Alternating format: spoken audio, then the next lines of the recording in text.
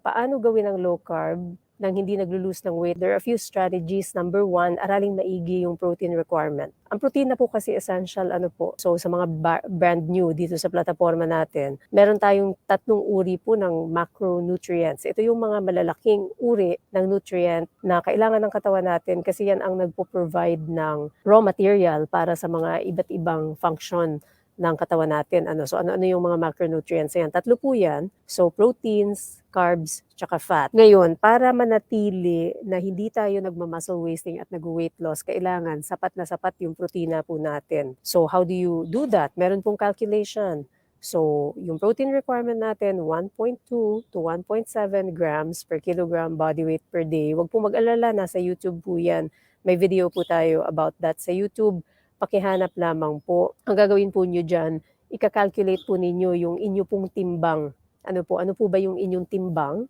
I-times nyo po dyan sa formula na yan. Ano yung middle value niyan? Around 1.5 po. So, kunyari kayo ay 50 kilograms, right? Magta-times kayo ng 1.5, which is the middle value niyan. Ilan na po yun? So that's going to be 50 times 1.5 is 75 grams. So 75 grams of proteins per day ang kailangan natin kainin. Yang protina na amount po na yan, kapag yan ang kinain ninyo minimum per day, or medyo higit pa kung kayo ay mag-resistance training, kasi ang advice ko talaga sa inyo ay mag-resistance training po kayo. Bakit, Doc, mahalaga yan? Because you need to build muscles.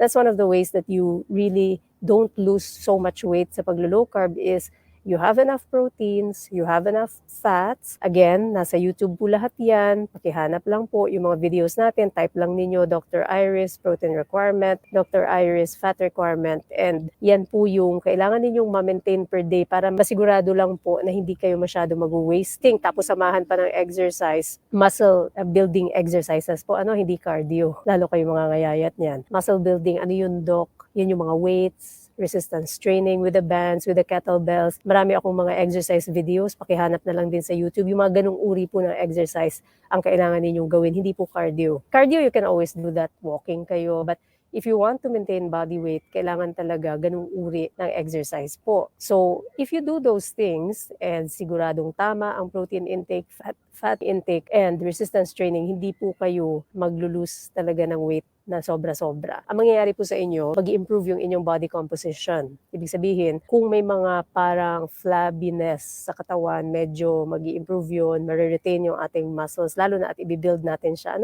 lalo na at ito-tone natin. So that's really one of the ways na ma-maintain natin ang ating weight.